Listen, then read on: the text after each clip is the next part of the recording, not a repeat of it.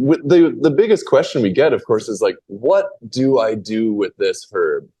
Because that's what we do here, right? We sell big bags of nettles. But what do you do with stinging nettles? And what are the best ways to prepare them to get a therapeutic dose, right? Because, you could just get a little tea bag of nettles. It's not going to do it for you. You know what I mean? So we're using water to pull out good things out of the herbs. So who knows what I've got here in my hands? Yerba mate, the green gold of the New World. You must first moisten the mate. So the first step is to add a little bit of cold water. And this is just because mate is very temperature sensitive, just like green tea. If you boil green tea, it's going to get so bitter. And there's many herbs that are kind of like this, eh, Malcolm? Yeah, you can lose volatile compounds if you apply too much heat. So it really just depends. So temperature and quantity of water and quantity of tea are some of the variables that you're going to be thinking about. But what other herbs would work with this method, hey, Malcolm? Like, we're talking about peppermint would be great. And actually, that's another part of herbalism is formulating like, okay, I could have added peppermint in with my mate. I could have added, you're thinking about the more delicate things. Yeah, anything that's a light hibiscus, flower, is great. And a lot of these things can actually even be extracted, even just in cold water, room temperature. The idea of like a sun tea or a moon tea, putting it in a container, putting it out overnight or during the day.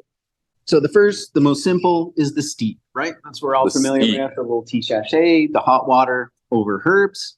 And next, kind of in between, Denise hinting at using tough woody substances. That's the decoction. We'll get to that in a sec.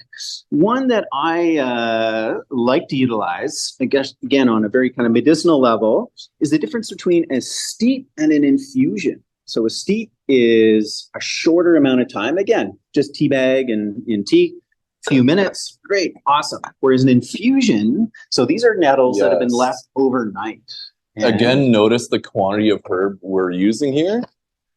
So this infusion of nettles, stinging nettles, its major herbal healing quality is that it is nutritive. It actually delivers vitamins and minerals to the body. That's nettle's major effect. And to have a therapeutic quantity of those vitamins and minerals, you need quite a bit. And it's not just a quick steep. So just to compare, taking approximately about the same kind of volume per cup, right? So there's a smaller vessel, but there's still a decent amount of herb, relative to what we have in here.